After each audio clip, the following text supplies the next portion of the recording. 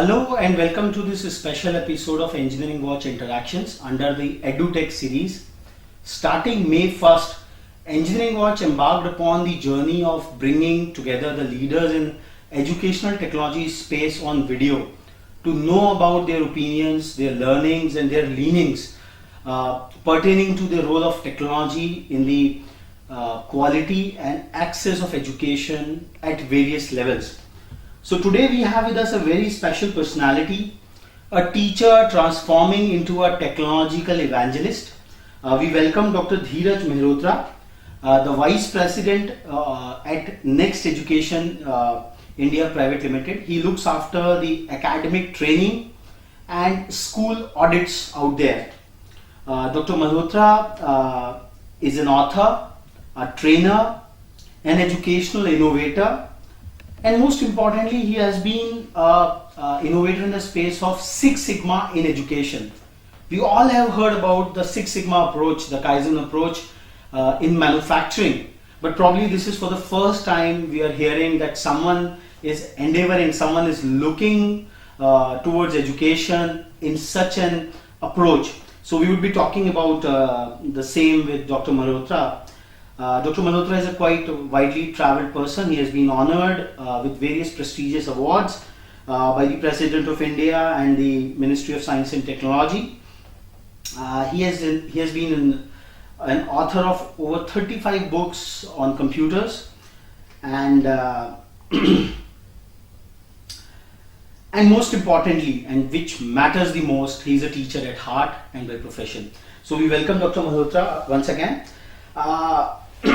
Sir, we have been continuing this series for quite a while, and we have had representatives and the leaders from Class Teacher Learning, Kriya Learning, Global Infocom, Aspiring Minds, NTAP, Station E-Labs, and a whole lot of other companies who have been on our show this way.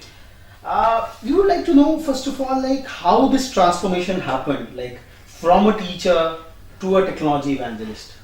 Well, first of all, hello to our viewers, and of course I am so privileged to come here and interact with you people. Education is incomplete without technology today because we are living in the world of WWW, which actually means whatever, whenever and wherever. Excellent. And today the kids are into the Google with the click of a button. And if the teachers are not smart enough to manipulate their desire in the classroom with knowing something extra, ma'am, this is already in the book, please tell us something new, is the demand these days. So we need to encapsulate new age learning, and my journey from being a teacher to be a teacher again, because now I'm teaching teachers and I'm exploring learning through teachers for teachers. And coming up to this stage is obviously a decision made by me as a former principal in one of the schools, and then of course the journey was into the corporate, which has really come up in a meaningful way. And I stand here to get fascinated by the new age learning scenario, which needs techno-friendly, buzzing rockstar teachers. Which is not possible otherwise, because they need to be motivated, they need to be explored, and the desire for the 21st century learners is more of techno-friendly approach. So my journey, as you have asked, is basically out of my own interest, because I wanted to be a learner and explore learning the best of the quality way possible. So you have been someone who has seen the transformation from a chalk and board paradigm of learning to the one which is completely paperless and which is entirely electronic and connected to the internet. I would be very upfront and very critical, like being a teacher that way. As far as the basics of education is concerned, as far as the foundations of things are concerned, what do you think? I would take the question in a different format. What do you think are the limitations of technology as far as the foundations of learning are concerned? Well, as people are saying these days, the teachers are no longer the sage on the stage. Presently, they are just the facilitators on the floor. the guides on the floor. And children are learners, as Web 2.0 or 3.0 would encounter with saying that learners are no longer learning from teachers, they are learning from their peers, they are learning from their teachers, they are learning from their surroundings. And today's age is actually dwelled through technology, and as you asked, from chalk, duster, blackboard to a chalk and the cheese environment, to the marker and the whiteboard and the touch pen. This is the desire, the demand. Talking of maybe a rickshaw puller today, he's also enjoying the FM on the video phone or probably a simple phone, which is allowing him to get the information browsed. No wonder a day will come he would also Skype with his counterpart in the village, because the possibility is there and the probability is coming back hold. So my structure, my definition of education today is that it is online, it is robust, it is real time, and it is possible anywhere.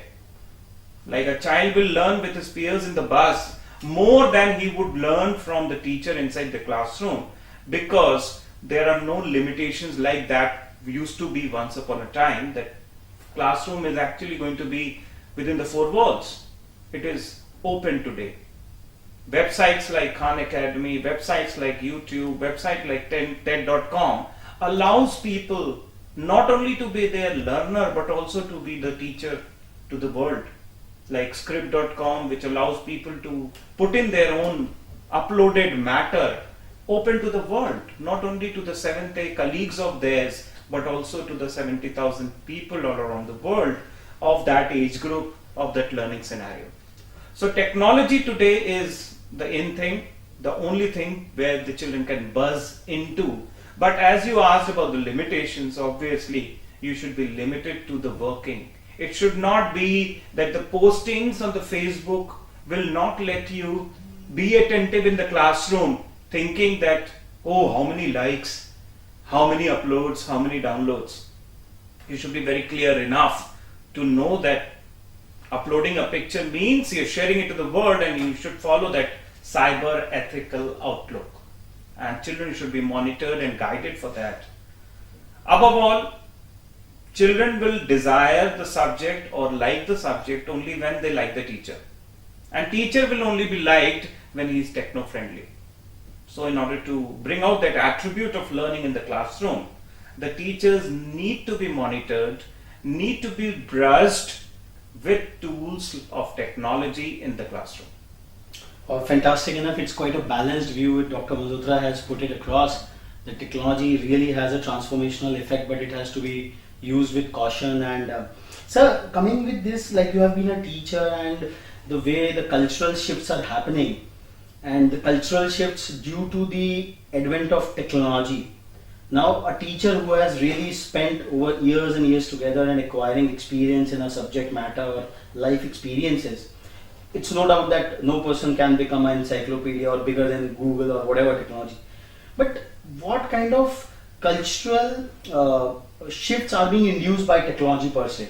The respect towards elders or respect towards the teachers per se. What is your opinion? How technology, in what fashion it is transforming this aspect? Well, there is a say to it. There is a debate that linking them, like all teachers are not very friendly with Facebook buddies of the children. But to gather the knowledge today, the teacher has to talk of everything like Malala to Obama in order to develop engagement in the class. Because the child is otherwise sleeping with his eyes open, because he is not used to of that replica coming and dozing. Open your books, open your copies. So the challenge for the teachers has augmented like anything. Yes, so the teachers need to be changed today. Probably they are going to engage the child, because if they are not engaged, they are enraged. Mm-hmm. So the engagement has to come up by discussing something like, as I've said, topics like Malala and Obama, and above all, somewhat like discussing about the links. Mm-hmm. Teachers should change the vocabulary of saying, children, go home and Google this, rather than saying, children, go to this website and download the second link which you get. You'll get a top up or a propel or a option there. You try to click on this, and the first video you'll get on YouTube when you type this search word, probably that is the video you require. Otherwise, for the children also, surfing the net causes seasickness. So there needs to be a balanced approach as which link they should go to and to what limit they need to access the information. Otherwise, teachers can't be replaced. I recall the incidents of South Korea making the use of robots for their preschools compulsory. Okay. They have made it for the last 3 years. This report is there, you can find it on YouTube even, that the robots are there in the classroom, mandatory robots are there in the classroom for teaching English because there is a scarcity of English teachers in South Korea. So the children are finding it enjoyable and they are learning from it because it's become a custom. But it should not be a replacement for the teachers. There they had that, scarcity is there. So probably the devised or the programmed value could deliver that. But today the teachers need to be smarter. And with smarter, I mean SMART, which actually means systematic, meticulous, artistic, realistic, and above all, tactful. Now, tactful in the sense like they should know how to manage the children in the classroom. They should take the advantage of technology. They should talk about technology, like many of the teachers, even today, they don't know about Bluetooth and hotspot. In reality, when the children are befooling them, so I believe that there has to be training for teachers, how to enable technology, and probably media people like you could be the best, So what kind of efforts are actually going on in the country? Like there is a lot of talk about enrolling the students at large into the primary education. We do have now the right to education. Now at one go we are going towards this access part of it. But what all efforts are being done on the policy framework and on the execution part of imparting quality to teachers? Well, there is recently the CBSE has launched some labs, online labs, which will enable teachers to learn how to use technology in the classroom, and probably the scope towards making ICT compulsory and this e-learning and digital learning compulsory has really given a great impetus to the learning scenario. Like we being into the e-learning segment, we are offering multiple fragrances to that desire by the parents and by the children. And to a large extent, we from Next Education, we really feel proud in delivering that concept. And we've been getting a lot of feedback and responses towards betterment.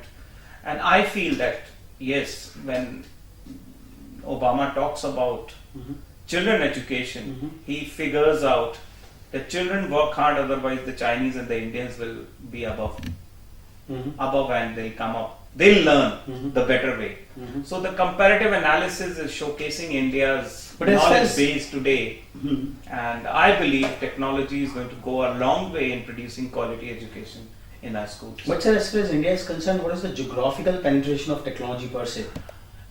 Like as you said, CBSE has taken it over, but CBSE is just one board with only around 15,000 schools. But we do have like 1.25 lakh schools in this country. I think with the distribution of laptops by various state boards now, various state governments now, it has really come up to the extent that they are generating that awareness and the learning is coming as a habit now. It's no longer a one-time approach that, I know how to write and read, so that's the end of it. So using technology, I'm very happy to know I hail from the state of Uttar Pradesh, where this gentleman is doing wonders by distributing laptops. Stories are there everywhere, and this state is being followed by other states also. So this is a great initiative, and above all, a computer for every school, and what Sibbalji also initiated during his tenure, that broadband should reach in all the villages. So I fully believe and get convinced to my say as well that yes, there is a probability that we move to the techno-packed savvy culture very soon. So, interestingly, in our country, we are able to build up a lot of slogans very nicely. Like way back, like in 1975, there was a slogan of removing Yeah. poverty. Yes. But still, so far, we have not been able to do away with poverty. So, do you think that technological enablement of all the educational institutions of this country, the pace at which and the approaches with which it is going, so will it follow the same trajectory or is it somewhat different? I don't think so, because this is a different angle altogether. Everybody is using technology these days. The mobile phone with packed facility of features like accessing the internet. Very soon there will be apps on education, and very soon rather there are apps and children are learning. And I believe there is no late coming in this. Certainly there will be a mass change, and it will be very clear during 2014 elections, like the way the canvassing will be on. People are thinking of their website, their Facebook things, and on what all they're using social networking sites, and I believe that this will really. So, but can political campaigning be a metric to I think evaluate the real education going on? Because political awareness is quite distinct from the classroom learning part of it. Well, my main motto of indicating this was just to promote the use of technology. Okay. And above all, learning will happen. If you, like, I remember there was an experiment done by one of the giant companies in Ethiopia long time back, around 3-4 years back. They dropped taps in one of the remote areas, and what happened ultimately was that with one condition, it was that the solar power will be available for the charging of these taps, and number two, it will only be used by the children. And after 2 months, the children could open up, read the tab, and after 3 or 4 months, they could learn out of the apps given, out of their own, with no particular identification assistance. And after 6 months, they could hack the other tabs. So the children have a great capacity. Only thing is the reach of technology should come up to them, and they can do wonders. And this machine is a wonderful machine coming up, enriching. I'm very sure with the new age accomplishments in field of technology will really yield a new man, a new learner, and a new knowledge base. So you have been into school audits for a long time. Yes. As per your experience into that, like how do you see the quality of education really going up with the penetration of technology more than the conventional aspect of it? Like, have there been administrative studies so far, or it is still just a infatuation which is going on? Well, as far as the quality audit is concerned, I follow the TQM module of PDCA cycle and applicate all the stakeholders. And today I understand that the child is the boss. So the teacher has to satisfy the boss every day, and he's not having one boss, he's having 40 multiplied by 4 sections, so more than 200 bosses in a day needs to be satisfied. Above all, my quality policy as such to see to the framework is that we reach to the learner, the teacher, the parent, and above all to all aspects, whether the classroom delivery is happening, what is the status of the labs, whether they are following the CBSE guidelines, rules and regulation and quality accreditation things, whether the copies are being checked, analyzed, children are happy having it. So one-to-one interaction with the children, this is all which is basically covered in the audit part. And it's not basically audit, it is something like peer review. Okay. So review of learning happening, review of usage of class, the digital class, how many hours the children are demanding, do they find the content good enough to be, or it is just a repetitive video monitoring going on. So this is all what governs. So we follow the complete tools for the checkup and analyze according to the framework of the CBSE and also to the QCI framework, Quality Council of India and other stuff. So we are following that and it is giving a very good analysis as a whole. So it's more towards the educational governance part of it. It is towards governance as well as the delivery. Both way. Yeah. Okay.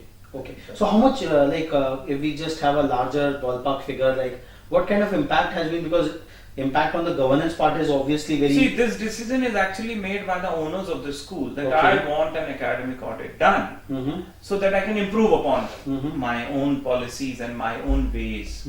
So this goes like just like in a complete study of the educational climate of the school. And when it goes in writing along with the pictures, along with the audio, along with the interactions, along with the proper report, so this is how the things are happening. And my response with all the owners, good chain of schools, they are very happy. They said, oh, I didn't know these things are happening. I know this is also possible. Like for simple example, there can be a teacher's talk in the assembly. But how the teacher's talk will come up and how the children are actually encapsulating the ideas delivered by the teacher matters. So this is all, whether the children are coming and participating, whether the teachers are coming with preparation, whether the teachers are showcasing what has to be delivered, or it is just a showcase of the syllabus being revised in the classroom. Okay. What the teachers are doing when they're going for arrangement or substitution. Is it that the teacher is telling, okay children, do your work, okay children, revise your work, or put your head down and go to sleep. So because the children today don't desire these attributes which used to be once upon a time when we were students. The children today actually want to be engaged. They want to be in communication towards XYZ topics. They're there to learn. They are not there to sleep or put their head down and rest and revise their work. So this is what a new phase we are looking at. Fair enough, sir. So next question I will come on to, like with so much of centralization in developing content in all the subject matters, like with the power of technology, the same content can be delivered across. What is actually happening and what will actually happen to the micro innovation at the school level? Because a teacher used to be in a conventional setup, a micro innovator, something with the local conditions. If if there has been a rain somewhere or things like that. So is the micro innovation of the teacher getting sidelined somewhere? Is it getting empowered, or how it is being synergized maybe from the house of next? How are you catering to this challenge? See, actually we are delivering teacher training also. So we are telling them how to use this content in the classroom. But it does not mean that we have given the guide or we have given the tool for the teachers. So teachers are not going to utilize their own identity, their own intelligence. They are going to utilize the intelligence above all to explore the content in the classroom. And we say that out of 40 minutes, we don't expect that you're going to play the module for 40 minutes. It is only when you're explaining the content should appear on the screen. Once it is done, you have a remote in hand, you just pause it and stop it. So it's more of a facilitator, yes, rather than overpowering tool. It acts like a catalyst actually to generate the engagement of the children. Because our unique feature is the remote in hand. So the teachers can move around, even teacher can be there with the backbencher and operate the machine and handle the content, the display and module. He can revise, rewind and plug and play and the things like that using the remote in hand. So above all, the interest of the teacher in teaching his own way of application and module remains there. And we don't tell that, okay, you've got the module, so now any teacher can go and plug and play. So that should not happen. The subject expertise remains with him and he's going to explore that using that content. So that otherwise he would have to write it and waste 10 minutes, 15 minutes. So that is what it is actually, you know. They use it as a part of learning and exploring. So like in the usual educational parlance, it is said that every child has got a specific requirement and a way of learning. So how technology is aiding in that? The different learning approaches. Yes, the children are actually learning by doing, and they're exploring out of their own means. But yes, the teacher is there as a learner to explore them the best way possible. And because of the administrative tools he has got, he can map the different requirements of the students at large. And above all, when I say that the teacher is the facilitator, is the guide, I repeat that the children are exploring it in a big way, but at the same time they should be guided what to browse rather than Fair given enough. the liberty. Better Google it. Mhm. So that Googling is not solving the objective. The ultimate objective will only be solved when the teacher involves himself, finds along with the children, let's Google it, and find out the best side so that we can refer it to the children in the next section. So I think somewhere what Dr. like it's more about the empowerment of the teacher, which is going to happen with these technological tools, and nowhere the substitution of teacher can be done by the technological tools.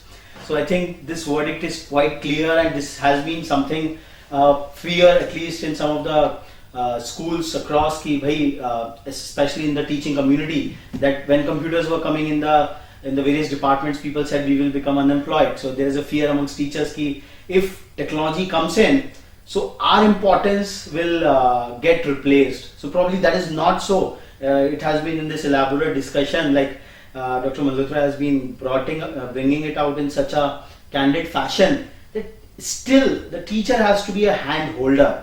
Teacher has only to teach how to use the technological tool, so that what learning we used to have earlier in say 10 years, you can probably have it at your pace, self-paced level, maybe in a couple of years. So that's the growth which a knowledge-based economy and knowledge-based societies we are moving into.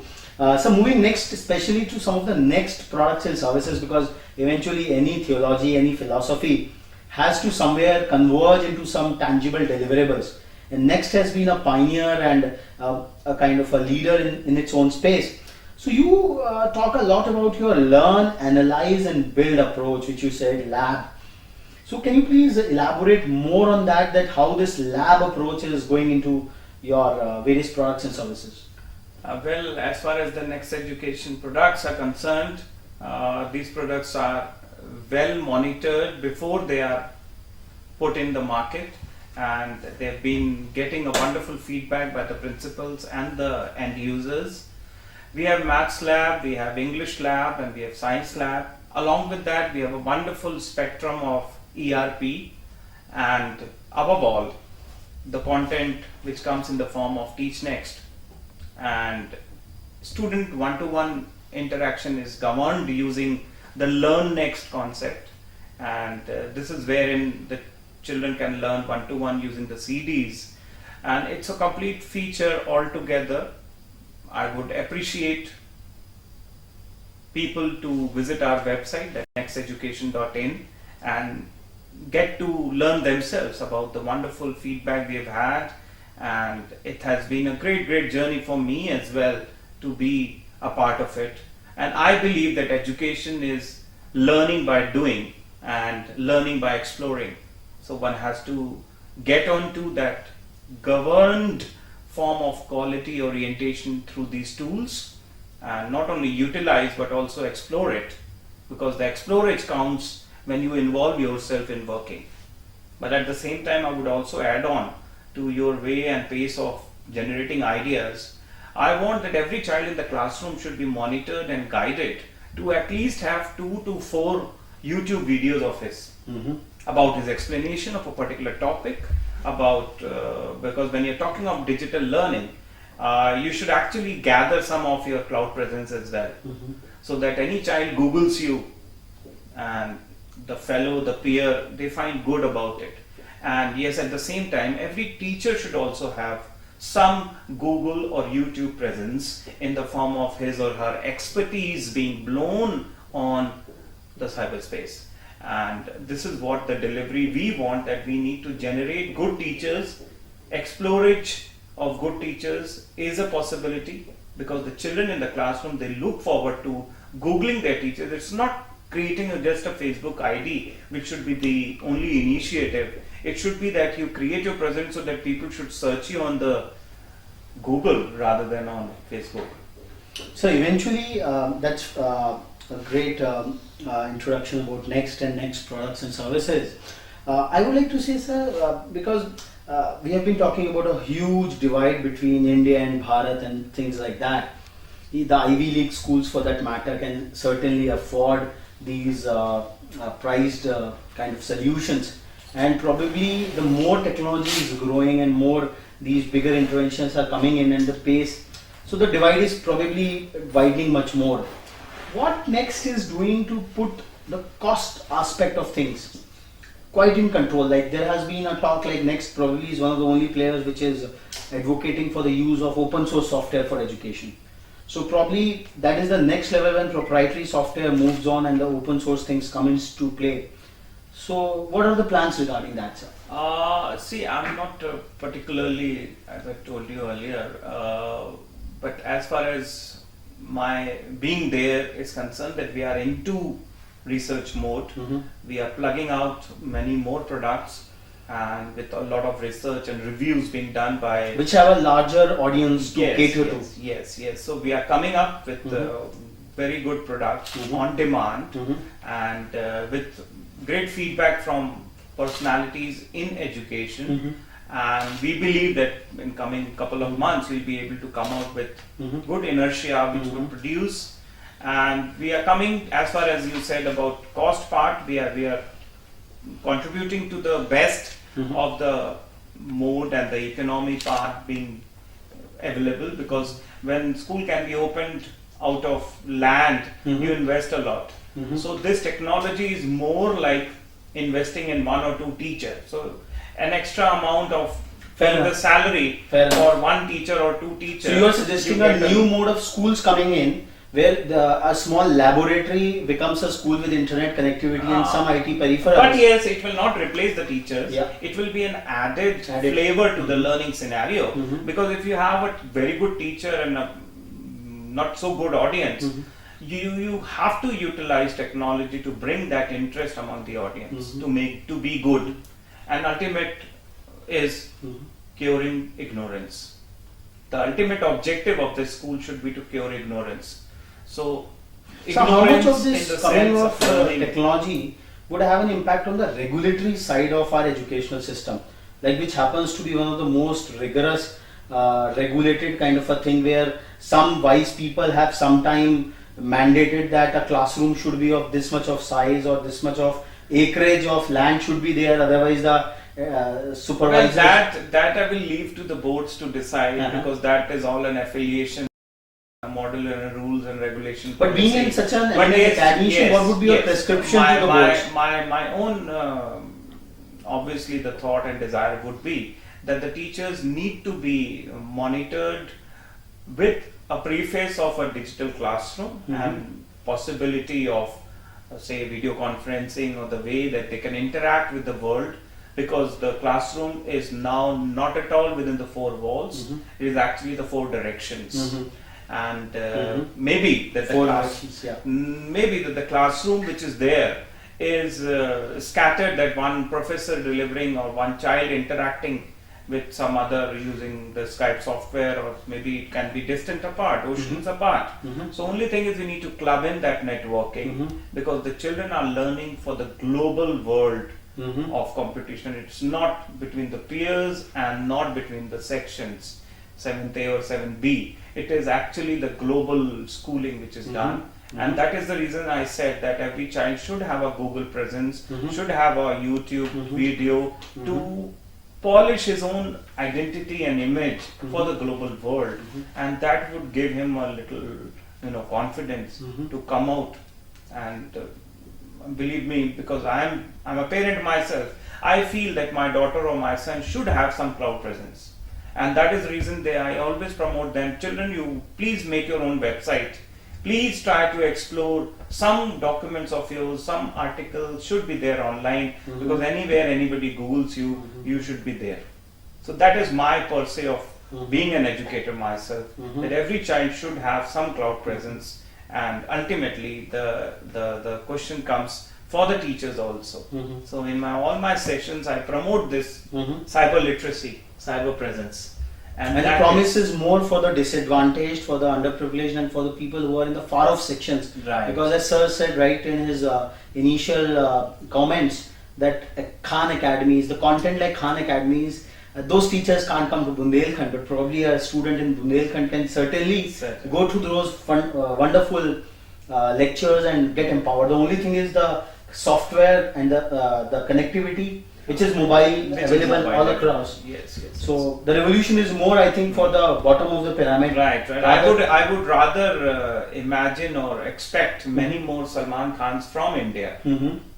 Like we have this gentleman Ajay Kumar, who's from Bihar, no, Patna, who Super 30, 30, Super yeah. 30. Mhm. So we could have some more of students and teachers, some rockstar teachers in making, who can only make the possibility, possible using technology. So that is it. Sir, eventually the first comment which we started with, the last question of this interaction, what is this Six Sigma in education all about? Well, Six Sigma, as in industries, it's all about reducing defects. When I'm talking of 3.14 per billion operations. Here in academics, what we are actually thinking of is that reducing the dissatisfaction of the parents. Okay. And things like avoiding distractions in the classroom. Not only coming up with 100% result, but the satisfaction whether the knowledge has been delivered in the classroom or not. So this is how we encapsulate the usage of fishbone diagram, Ishikawa diagram, Pareto analysis, brainstorming, wherein the children form groups and they themselves solve the problem using the DMAI approach, the define, measure, analyze.